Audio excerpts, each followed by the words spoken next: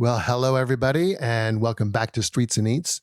This is episode 119, and today on the podcast, we are going to be talking about one of my favorite things to do in Europe, and especially in Germany during the wintertime, and that is Christmas markets.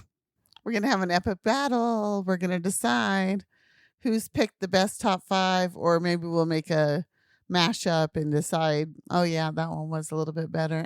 We'll figure out who's got the top 5 in all of Europe.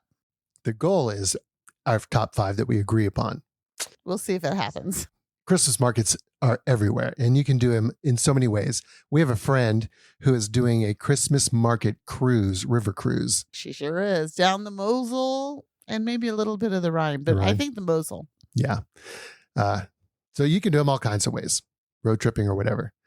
Doesn't really matter. Just get out there and enjoy all that goodness. Glühwein, Feuerzangenbowle, roasted nuts, chestnuts roasting at open fire. Not my favorite, but I do like the almonds roasted. You got the trivia question. Go for it. Yes. So the first part of the trivia question is, what are like the key essential things that Christmas markets provide? Like, why do you go? What, just the 2 key things that you find at Christmas markets, what are they? Well, I mean, it's a market for Christmas. So Christmas presents, you could do your Christmas shopping at a Christmas market. Christmas ornaments are really big, popular items at Christmas markets. Of course, the food, some of it you can only get this time of year, like the Glühwein. So I got to pick 2 things that are. You've already done 2. Okay. Well, I'm going to say it's the Christmas ornaments and the other 2. Anyway, it doesn't really matter. That's only the first part of the question, just to get you thinking in the right direction. Food and Christmas shopping. Christmas shopping and food. Now, why are those part of the Christmas market? Where did those traditions come from? Why did it start? Where does the tradition begin? Let's go back to the even earlier than that, medieval times, when we would hold a wintertime market. But when did it start becoming a Christmas market? I didn't ask for dates. What caused it? At any rate, it's all about the history.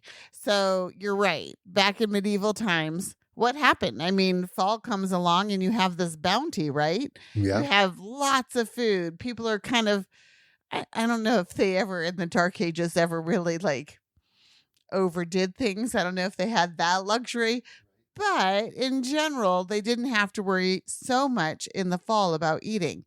But then it started to get cold and food becomes scarcer and scarcer. Yes, they'd put some away, but it's just not the same as during harvest times.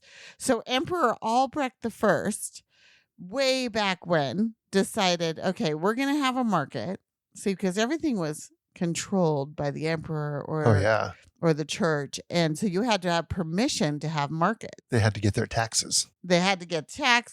Well, it was control. Anyway, so he gave permission to have markets right once a year, right before what we would now call Christmas.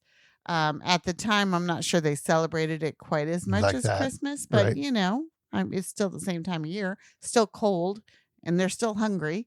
So they would go out and they especially would be able to buy things like meat. Meat was a big thing because they didn't really want to slaughter their own animals because they had to make them through the winter, and then they had to lamb or calve or whatever so they could have more in the future. So it was a very tight time. So he allowed them to have a market, and that was really based on food.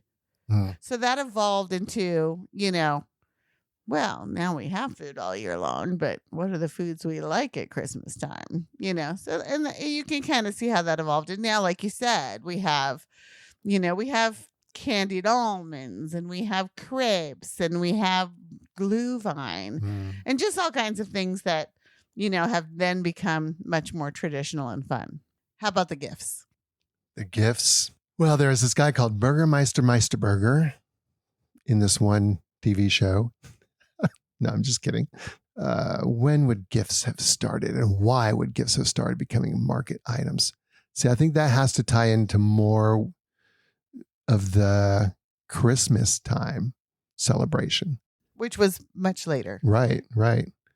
I don't know when that was, but once that became a thing, then I would say the idea of buying gifts and being able to shop and buy things from faraway lands would have been a pretty attractive thing to do. So something along those lines, I would say.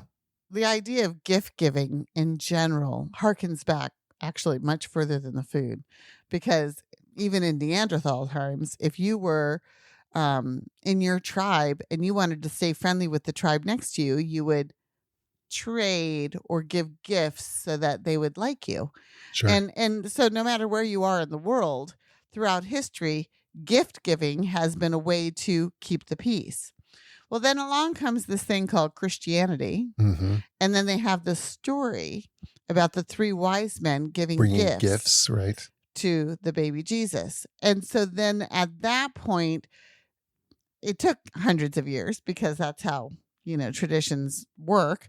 But at that point, it started becoming more of a thing like, oh, you can give gifts at Christmas on Christ's Day. Right. And so, of course, they've run the gamut of being much more practical gifts. We know in things like Little House on the Prairie that they would get a new yard of cloth for a new dress or something like that. New shoes. So were they excited about it? Yes. Was it something that my 8-year-old or, so would want to get? Probably not. They might be a little bit upset. They want that new underwear, new doll or whatever.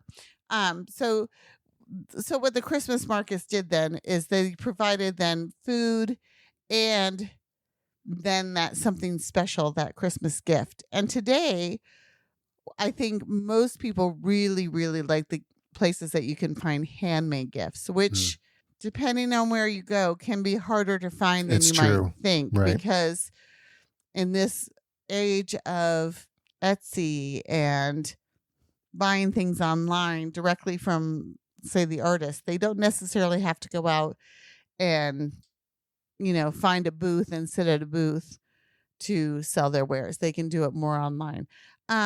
I think though that they still exist. We'll talk about a few things that we found, a few markets that we found lots of nice handicrafts and more maybe local products and things like that you can buy. But I would say nowadays, I think you're right. I think Christmas ornaments are a huge thing. So the decorations of Christmas, maybe winter clothing, which can be quite generic. Yeah, you see a lot of that at Christmas markets for sure. But I mean, I think that so the answer is food, gifts, and why they came about. You did a good job. We'll give it to him this time. It's Christmas, right? It's all about giving. Should wrap that one in a bow and wrapper. That's right. Wrapped all up just for you. At any rate, that kind of brings me into the next point of the podcast, and that is we're going to discuss the ones that we like the most and why. Right. So what are things that we like about it?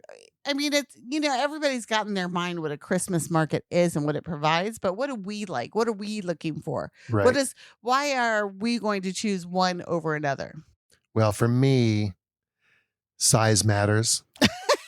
Size matters to me too, quite frankly. And not in the way. Not size. Okay. Is that what you're going to say? Yeah. And not in the way that bigger is better, but actually smaller is better for me when it comes to Christmas markets. For a couple reasons. For one reason is that if it's a really large Christmas market, it's going to be very crowded. And I'm not really big into crowds. Me neither. But more importantly than that, you find that it's just repetition of things. Right. So what you would find in a really good small market, you'll find in a big market times 5. So this section will have times 10. Yeah. So you'll find the things that so there might be are very similar. 5 booths for the scarves. Exactly. Versus 1. And how many of those are made in the area? Yeah. You tend to lose some of that really local artisan or artwork and craft work. Or even if it's there, which I do believe most of them have local artisans at their Christmas market. I wholeheartedly have seen I'm sure them they're there. at Yes. pretty much every market. But the problem is when you have 50 booths versus 10 booths, it's going to be harder to find that artisan. So I'm in Yeah. 100% agreement with you. I've been to a lot of big Christmas markets, and they're They're good. nice. They're They're good. fun. You can find good food. I mean, the atmosphere might still be pretty nice overall, but it's just not quite the same. And actually, that brings up another point with the big ones too, with food. If it's a very large market and there's a lot of people there, what are the chances that food is going to be, like fresh made, homemade, things like that? It really takes a smaller market where the community is involved in providing these things. I don't want to go into any really details because they probably will show up as we pick our top 5, because that's one of the reasons why they made the top 5 list. That's right. So we'll get into more detail. So I think what you're saying is size, atmosphere, the food choices, the sales choices, whatever the products are available. And yeah. One more. What? Locale. Oh, in the locale. Absolutely. Like, I don't want to go to a Christmas market that's just in a big open square somewhere that doesn't really have any like history around it, any culture, any architecture. I really want something in an old town or near a castle. To be fair, we're in Europe. Yeah. Almost every market They has almost all do. something to see and something to do. Yeah. So I guess that's pretty negotiable. I think it's more or so because I think I've never been to, I'm trying to think if I've been to a Christmas market, maybe one. I'm sure there's a few that aren't very gemütlich. The one that comes to mind for me is Ludwigshafen. Oh, right. Okay? Because Ludwigshafen, don't get me wrong. If you're from Ludwigshafen, don't get mad at me. Because there are some beautiful buildings in the area, but they're not really right in the downtown area. It's just, and maybe Frankfurt is kind of like this a little bit too. Well, Frankfurt's not bad. Yeah, I know. None of them are bad. That's the point. True. But it's more shopping. It's like it's the shopping area, and it's just right. and there's not a whole lot of. I don't know what it is. Well, most of the town was rebuilt after World War II because it was heavily bombed. It's an industrial area, and you know that as soon as you're driving into the town, it's very industrial. And the center, when they rebuilt, they didn't really. Well, like the Rathaus. It's hard to say. It's not an ancient Rathaus. It's a newer Rathaus. Things like we parked at the Rathaus. Remember? Yes. It looked like any other building from the 1940s or 50s, which are not quite as beautiful. Let's just face it. Not the architecture you want around a Christmas market. Exactly. But the market itself was small and nice. I would say that's not as important to me, though. Right. As it's a factor, but it's not a huge factor. Yeah, as the thing. Okay, so let's move on. All right. So I think how we're going to be able to do this is we have very opposing thoughts. Oftentimes. In mainly because I think the way we think of what our top 5 should be isn't necessarily the same. Now, that doesn't go into say that I don't like the ones he does or he doesn't like the ones I do. I'm going to say in my entire experience of going to the many, many, many Christmas markets that we've been to, there's not many that I don't like. Part of it is just the day too that you go. Like, for example, we used to live in this beautiful town called Weiden in der Oberpfalz. And it was on the Czech border. We lived there for 4 years. I mean, this town is gorgeous. If you ever get a chance to get there, just stop by for lunch. It's just that nice. Beautiful little old town. And the Christmas market is small and it's cute and it's it's intimate and there's lots of good things to say about it. But the very first time I went, it was sleeting. It was rainy. It was cold. They had a few fires burning.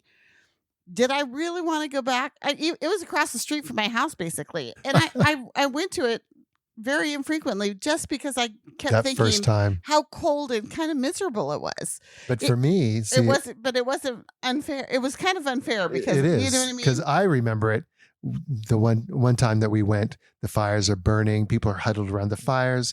There's snow falling, and He everybody's says drinking snow, I say Glühwein. sleet. No, this is a different time. Oh, okay. So that's what's in my memory is this beautiful snowy one. And to me, a snowy Christmas market You is can't the beat that. ideal, You can't beat regardless of everything else. If Yeah. you have a nice snowfall going on, it's amazing. It's magical. Jinx, you owe me a Glühwein. That's right. I don't really drink Leuven, but that's okay. Okay. Well, at any rate, let's get started. What is your? I'd like to start this time. Okay. And I'll wait a minute. First of all, I'd like to make a prediction. How many matches do you think we'll have? Not necessarily the number, but the market itself. Do you think we'll match up on any of them? I'm going to say 2. 2? Even though I'm not sure I would even go that high. I'm going to say 2. Here's the problem. We've been to so many. Yeah. We've been to so many that, and it's just like you said, I remember Weiden, that sleety, rainy time. We had a good time, but the papers were wet. Like, it doesn't, for some reason, I don't In your remember mind, it's the not snowy one as gemütlich. much as the sleety one, and it wasn't as good. So even though we've been to both together, both times, we have a different kind of memory. And It's I true. think that makes a difference sometimes. That's probably true for many of them. 2, I'll bet that we do match on 2. Okay. I'd be surprised if we match more, but you never know. We'll see. Okay, you I start. want to start with number 5 because it's quirky. Okay. So one time I think we were living in Turkey still. I'm pretty sure. And that was, we lived in Turkey for 4 years. And as we would fly to different places for vacation, we would often go through the Munich airport. Right. And at Christmas time, the Munich airport has a Christmas market. And it's a pretty good And it's a pretty good it's Christmas little. It's very market. small. It's outside. It's got a skating rink. It's got, I don't know, I'm going to say 10 booths, but it may not be that many, 8 to 10 Maybe. booths. It's got a few worse. It's got some good food and definitely Glühwein. Of course. And I'm not sure. I don't remember what kinds of things. I think it was mostly food and just sort of that Christmassy feeling. But here we are, and I think we'd gone someplace like, I don't know, Morocco for Christmas, right? Well, a lot of times we'll travel someplace for the Christmas break that is non-Christian, because then we're pretty much assured, other than maybe New Year's Day, which everybody celebrates, that everything's going to be open the whole time Right. that we're gone. And it's worked out well for us. And Yeah. so for a while there especially, we were doing that pretty much every year. So say we went to Morocco. I'm not sure this is the exact right Sure, place or yeah. not, but it doesn't really matter. We're heading back to Turkey. We've had a wonderful time, but it was absolutely no Christmas. Like, that's not why we were there. We were there to tour and have fun and get to know things culturally and that kind of thing.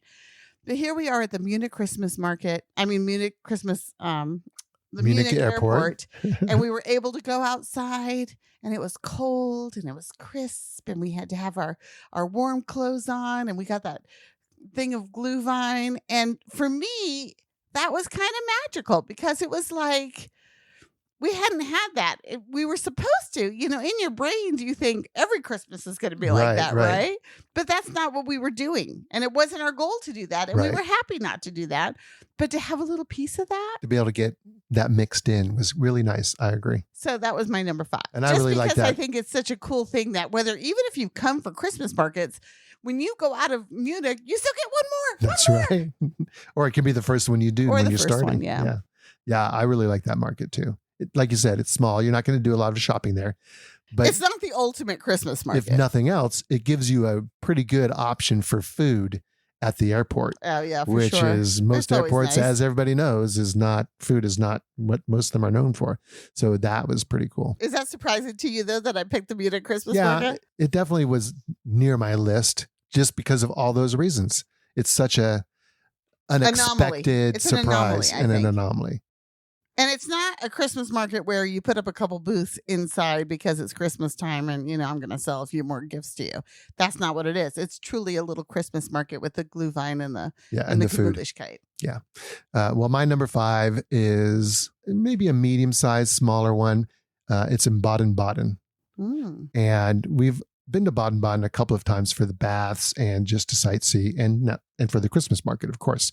But what I really liked about Baden-Baden was that, to me, it seemed to have a very good selection of local made artisan craft work, things for sale. Yeah, I'm going to get one, in fact, because it didn't make my list because we have lots, but you have it because I bought a Christmas present there.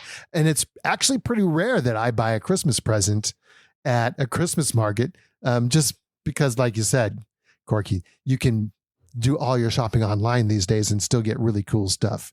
So there was this one vendor that had the felt items, all kinds of different things like trivets for your table, and what this bottle, a hot water bottle, which still exists in Europe. I don't think they exist that much, or ever did, maybe in the United States. But you put hot water in it, stick it in your bed, and it makes your bed all nice and cozy, toasty warm. But I think it's gorgeous, and it's all hand done.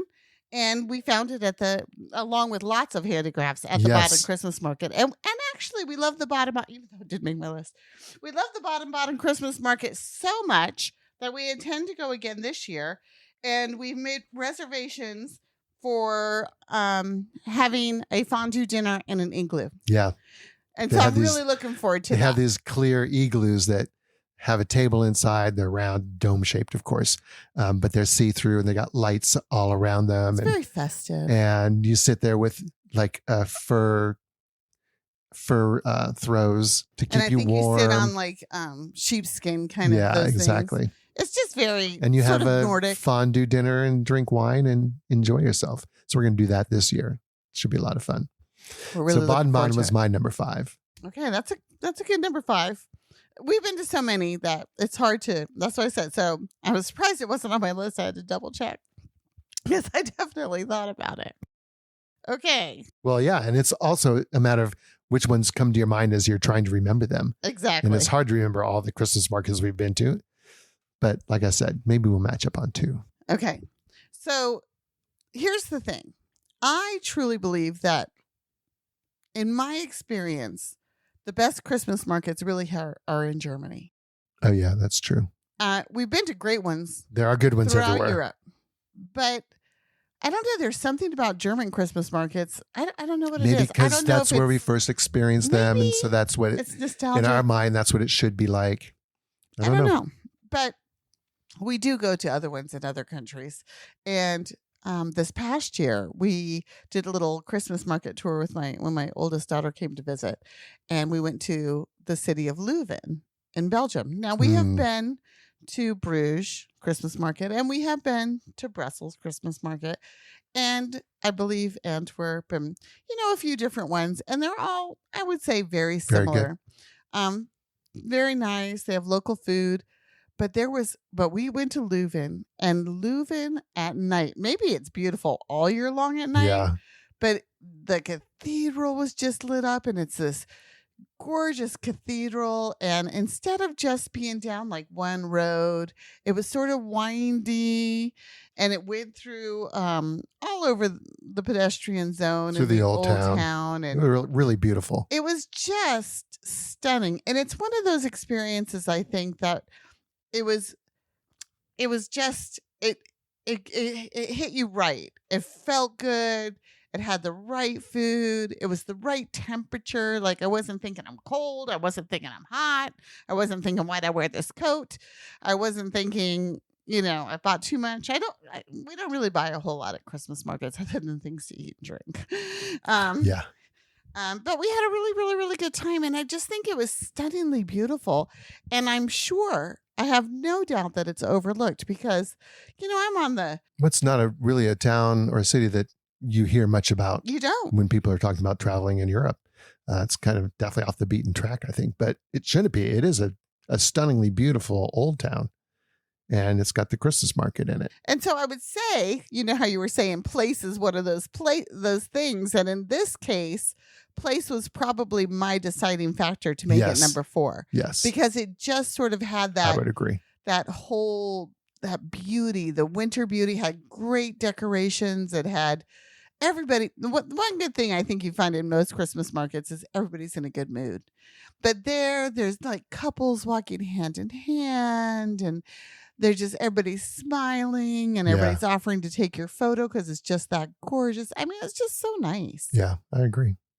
But That's it's not interesting. on your list. It did not make my list. However, we did match countries on number 4. Oh, match countries. Which one did you pick Go out figure. I picked Bruges. Oh, you picked Bruges. And basically for the same reasons. It's a smaller market. It's a smaller town. It's got just an amazing old town. It's a beautiful city. Going there any time of year is an experience. It is more on people's itinerary. It is. Because of its more stunning well known beauty. as a canal. In fact, you can probably picture it if you think about it, that canal with the trees decorated. I mean, it's a very iconic And they really Christmas do it all picture. up for Christmas. So, They do. Beautiful place. With either of those two in Belgium, nothing really strikes me as being memorable in the market itself.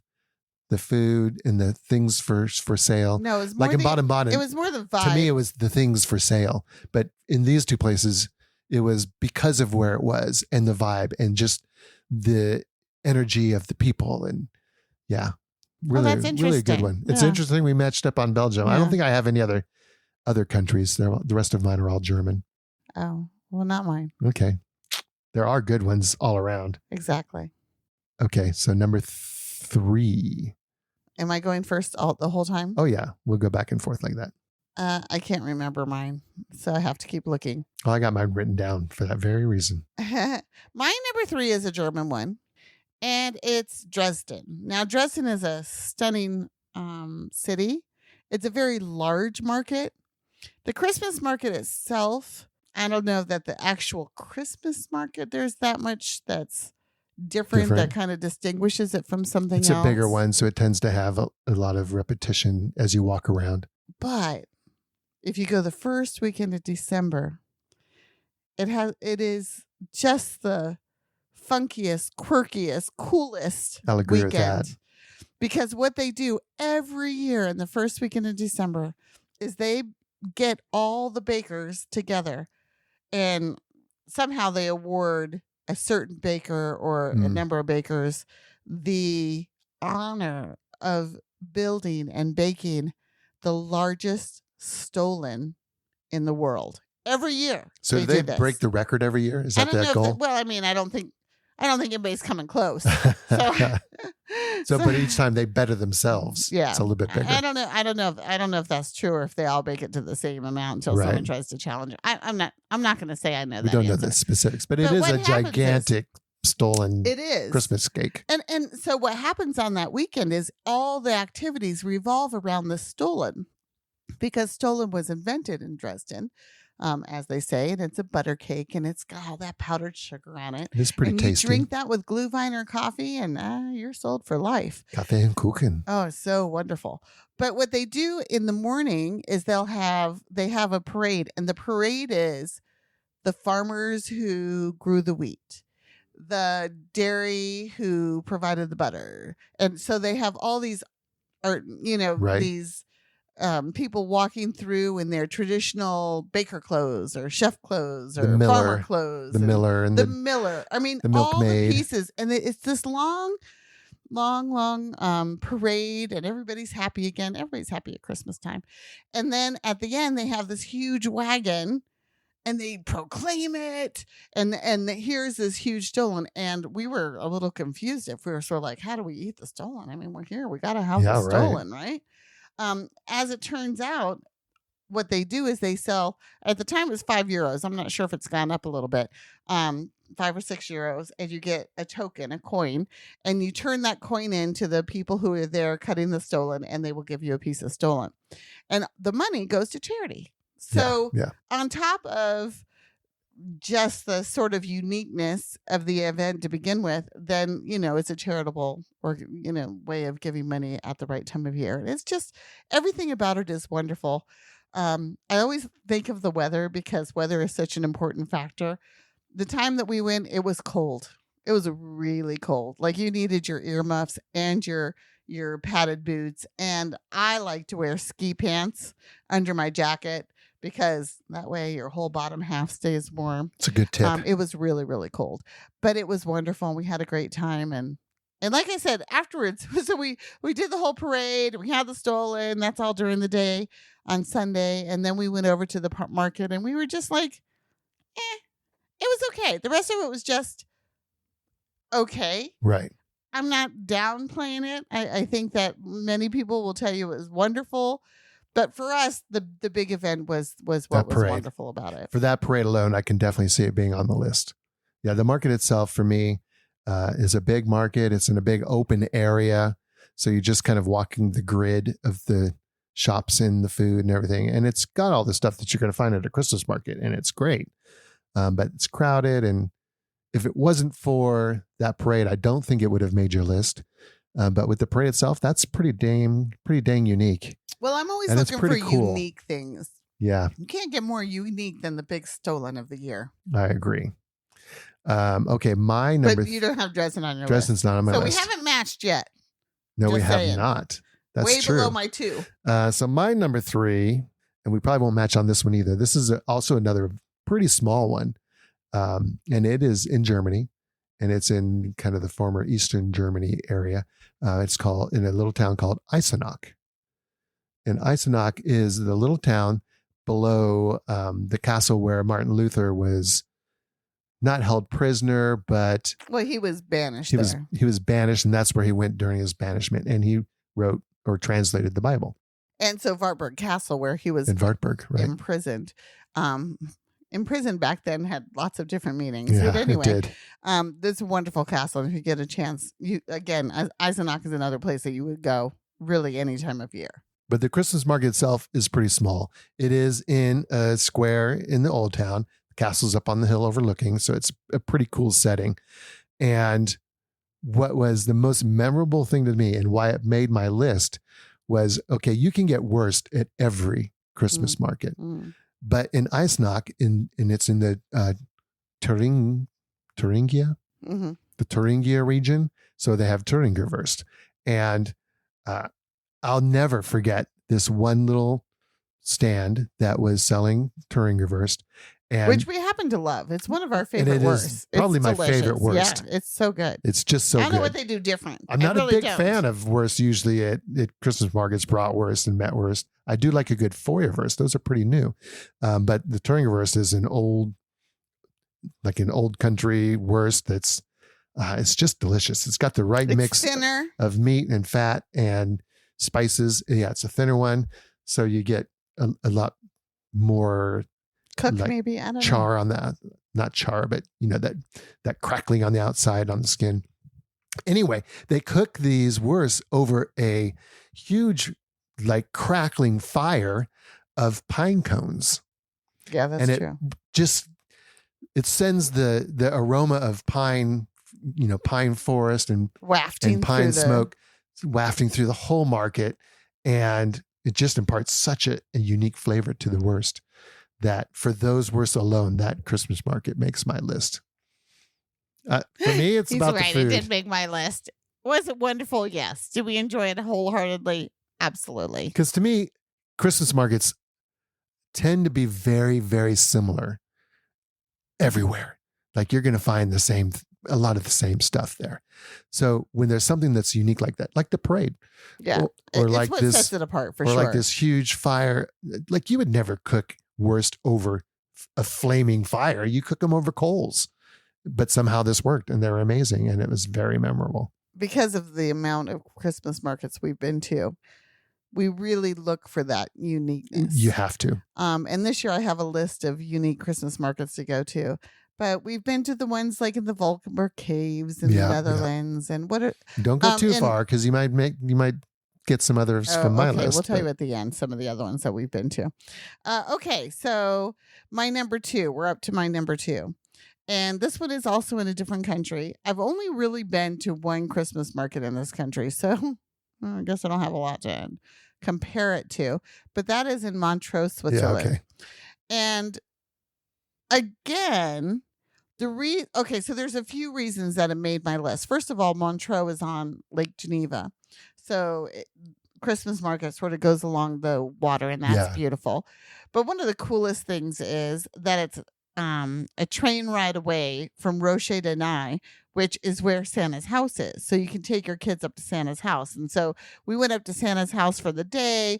There's no snow down below, but as you climb up on this cogwheel train, as you get higher up, the snow, you're in the snow, and then at the house, there's like snow everywhere, and you go through this little magical Santa house, and they have this whole thing going on, and it's wonderful, and kids love it, and adults love it. Maybe the adults love it more than the kids, but who knows? It's wonderful. And then we went down and we went to the market, and it just continued to be wonderful, in my opinion.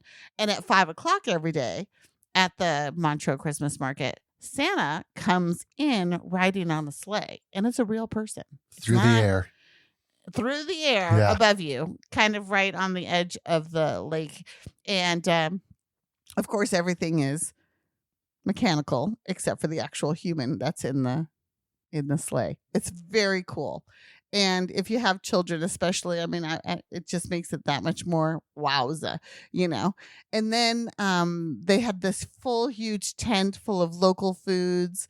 Like we had a foie gras sandwich that was amazing, and they had, they had the grustel and all the fried potatoes and the sauerkraut and the cheese, lots of cheese, raclette cheese and Gruyere cheese, lots of cheese, which I love. There was cheese there. There was cheese in many forms. Then there was homemade caramels, and here it was a little bit more pricey than other places Yeah, it because was. it's Switzerland. But there was a lot of handmade goods. There was blown glass, and there was the felt guy, and there was Jewelry. there was homemade foods. There was homemade jewelry and artwork, and I believe there was those metal chimney things that were really cool. Really, I mean, it was just overall a really nice. It's pretty market. amazing. Things were very pricey there. I agree. It was pricey, but it seemed like you were getting good value for your money. Like they And- were really high quality items. yeah, it was just a beautiful market, And the I food really there enjoyed was it. amazing. It was one of the most amazing food options in a Christmas market that I think I have ever seen. But also on top of that, I mean, it doesn't matter. Like just being able to go to Santa's house in the morning and go to the Christmas market in the afternoon and see Santa go across at 5 o'clock in the evening, and just the whole thing. It was like a whole day of like really Christmassy feels and wonderful things for the kids, and our grandson loved it. Yeah, it didn't make my list, but it only, I think, because I didn't think about it. I mean, Problem. there's so many we've been to, Yeah. and that probably would have made my list. So I can definitely see me capitulating one of mine for Montreux because, well, as I'm talking about the food in Eisenach, how that was why I picked that particular market, it like popped in my head. Oh, wait a minute. Montreux. Yeah. That was really a cool place, and they had some excellent food there. Why didn't I think of that? So it tells us two things. A, we should check out some other Christmas markets in Switzerland. And B, hey, that was pretty cool. Anyway. And we went to, well, I don't want to talk about other ones because I might take one of your markets away. So, but we definitely will have time at the end to talk about some other markets that we've been to that we love. that just didn't make the list for whatever reason. Maybe 'Cause we there's didn't not think of enough them at when the you have time, five. or exactly, that we love. Okay, so we're on number two. Number two. My number two is one that we just went to last year. I'd never heard of it before, but it's very popular. I think it's my number one. And it's Ravenna Gorge. That's my number one. So we matched one so far. We matched one. Well, we only have one because that's my number one. And I Oh, already told you the yeah, rest that's of mine. right. Well, we only matched one. I'm amazed. Which means it's going to be number one because we both said it. Anyway, Ravenna Gorge is unlike most other Christmas markets. It is not in a village or a town or a city. There is not a lot of stunning, beautiful buildings around it. There's a few. There's a couple. There's a couple like down as below. you walk in, there's that little clock building that's really pretty. There is. There's a wood carver shop and a couple of So restaurants. there's a couple, but it's kind of out in the middle of nowhere. Before the gorge. But as you walk up into the gorge, you're surrounded by nature, and all of these booths and food stalls are all set up underneath this massive, like almost, Viaduct. this massive train viaduct that every now and then the trains go over Yep. and you hear them, and and you're underneath it, and they got these huge bonfires going in a couple of different places.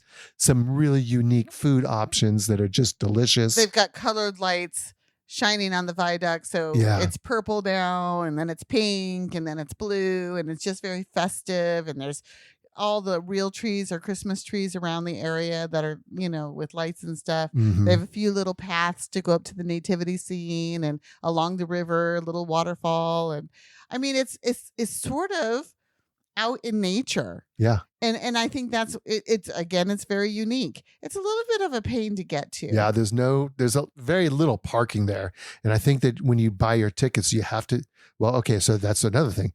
This is a market that you have to pay to go to. And it makes sense. I mean, there's no town that's putting it on. The people that are running the market are putting it on, and they need to be able to pay for their expenses. So there is a little parking there, but not much. But you can pay for that, or you park further away and you take one of the free shuttle buses in. And so that's how we did it. And it was snowing. It was not a day I really wanted to be driving around anyway. So and having the bus had to drive up this mountain to go find our parking. Yeah. So having the bus do it was kind of nice. And yeah, it was a very memorable Christmas market. It was. They did have a lot of Schwarzwälder Black Forest. Yeah, Black Forest, like wood carving stuff and things like that. So it was pretty cool as far as the shopping part goes. And also for foods. And the food, we had like a raclette thing that was really good. We had this really delicious like shots of schnapps with it was like whipped cream on top. Schnapps with whipped cream. Oh my goodness. So tasty. So good. So that was my number 2. And my number 1. And your number 1. So we just need my number 1. Yeah. My number 1, I know what it is, I think. It's not any, well, I can't say that. It's not, I was going to say it's not anything special, but it is pretty special. It should be special if it's number 1. It's a very beautiful place. It's Rotenburg ob der Tauber, which is one of my favorite places to go in Germany any time of year. But the market there is small, and it's spread out into a couple of the small little squares around the town. And there is a couple of places where there's live music, which you get at most. You get them at most of the Christmas markets, not all, but most. But they just, I don't know, they do it so well there. It's just in one of these smaller squares, so it's really intimate. And the music, when they're playing, it just kind of echoes around through the whole town. But what I really loved about it was the community hall. Because, okay, at one point in time, you're going to have to go to the bathrooms. And bathrooms at Christmas markets have a wide range. Oftentimes, they're just like porta potties somewhere at the edge. Or one of those trailers. The best ones nowadays are the trailers. They have trailers where they have the women's trailer, and then they have the men's trailer. And there's, 5 or 6 stalls in each one. And you have to pay to go in them, but they are kept. They're kept clean. Really, really clean. And I am more than willing to pay €1 to go to the bathroom in something nice and sanitary and clean. You are going to hear me say this over and over again. Over and over. Yeah. In the States, we have free bathrooms, but it is a quote unquote crapshoot, isn't it? Because you are not guaranteed a clean bathroom. I think in general, bathrooms are getting cleaner than they have been over the Seems like it, yeah. In our travels, that's what we experienced. But still, I'll pay it. I'd much rather pay €1 and know that I'm going into a nice, clean. They've checked it out. There's going to be toilet paper. I don't have to worry about who was in there before me or what it looks like. I'm sorry. That's how I feel about it. So at some point in time, you're going to have to go to the bathroom in a Christmas market. And of course, that happened to us in Rotenburg ob der Tauber. And so we asked, where's the bathrooms? And they pointed us off in the direction. And outside of one of the really beautiful churches in the town, there was a community hall attached to it. And this is not the main plots at all. Right. It's one of the side ones. Food section, kind of with another church you have to down in really ask and look for it to find it. Or you just need to wander. Or wander and you'll find it. But they had turned this into a Christmas cafe for coffee and cake and some other small treats. But that's where the bathrooms were. And okay, the bathrooms were fine, but that's not what was impressive about it. It was the actual cafe, which I have never seen anything quite like that at a Christmas markets before. Or we just didn't know to look. Now we keep our eyes open. I think a little bit better for that. But because it wasn't outside. Right. You're inside. So you have a nice place to sit inside. It's decorated. And all of the cakes are all homemade from people in the town. And I think they're mostly donating in that them. particular thing for the church. Yeah. I think the church was running it mainly as a charity. And so, everything you buy is going to charity. All the cakes are donated. The coffee's donated.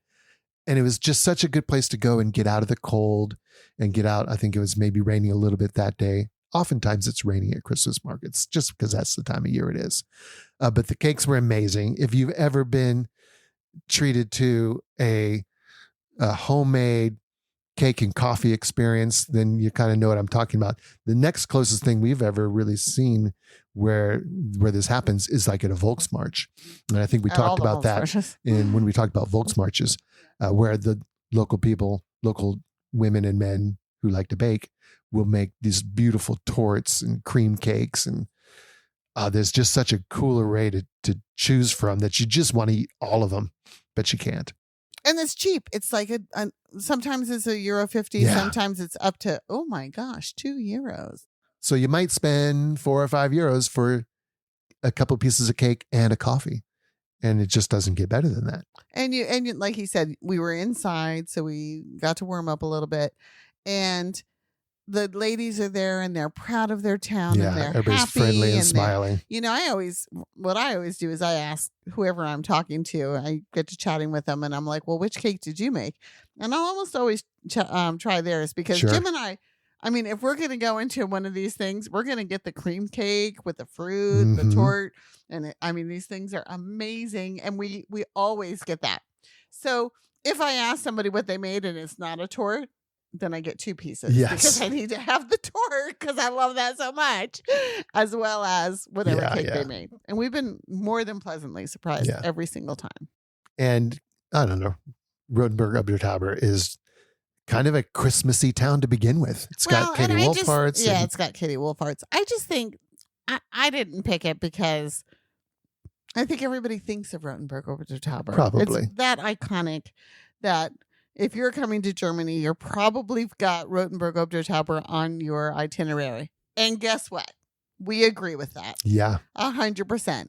But for me, I'm always looking for things that you may not have heard about or whatever that aren't quite as iconic because I like to bring something new to the Christmas tree. I agree. But I couldn't leave that one off the list. Okay. So my 5 were... We'll battle it out, and then we'll go over a couple of other things that other places that we think you should go to. Munich Airport, number 5. Leuven, Belgium, number 4. Dresden for the stollen, number 3. Montreux, Switzerland, number 2. And number 1, Ravenna Gorge. Now, yes, we've been to Strasbourg and Colmar and beautiful places in France. Do we love them? Yes. Definitely. Yes, we've been to Salzburg and Vienna. And do we love them? Yes. And we've been to Prague. Did we love it? Yes. The ham there's amazing.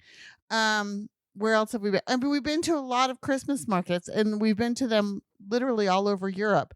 And they never disappoint in general. But there's something about these ones that we mentioned that just make them that little extra special.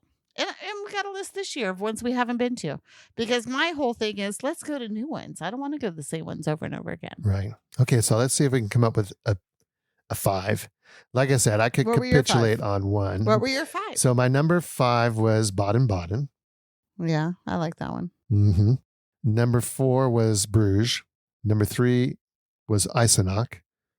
Number 2 was Ravenna Gorge, and number 1 was Rotenburg. So we actually matched up on Ravenna Gorge. That should be number 1. Pretty high on my list, and it was number 1 on yours. So I would say we'll keep that one number 1. Mm-hmm. I don't mind Rotenburg being on there. How about number 2 for Rotenburg? Sure. Like I said, I would have picked Montreux if I had thought about it. So number 3. So let's make that one number 3. Which was my number 3 anyway, I think. No, number 2. Then we need number 4. You've got Leuven in Belgium, and I had Bruges. I could switch to Leuven from Bruges. The markets themselves are pretty similar.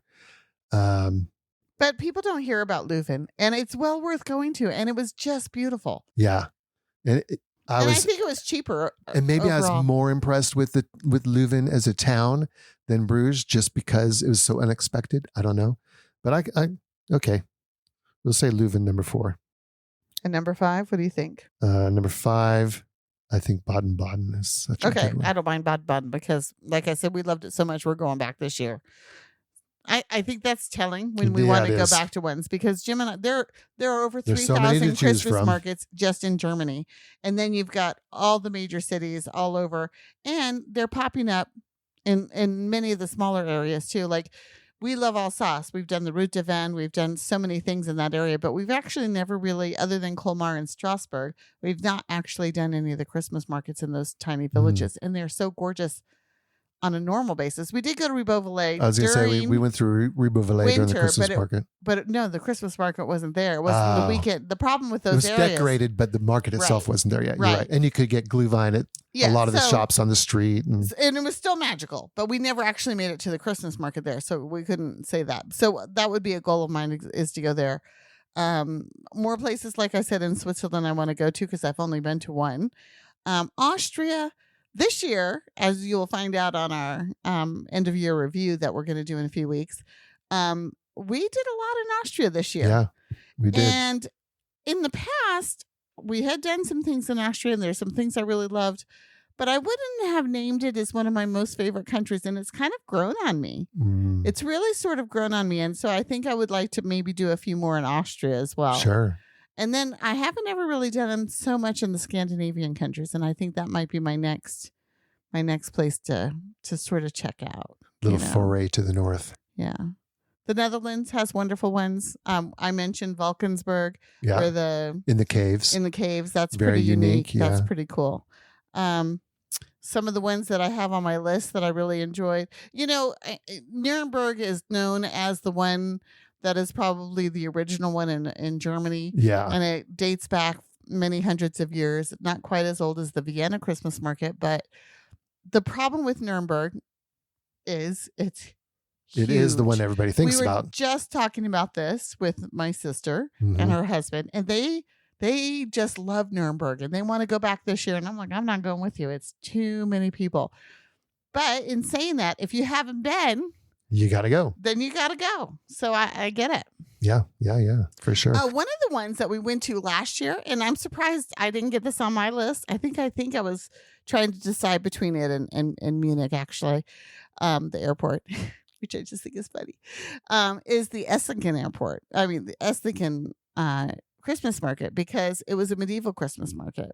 I'm not sure I remember it. And it was very crowded, but they had medieval foods like this dough and these dumplings, and they had this big, huge ride.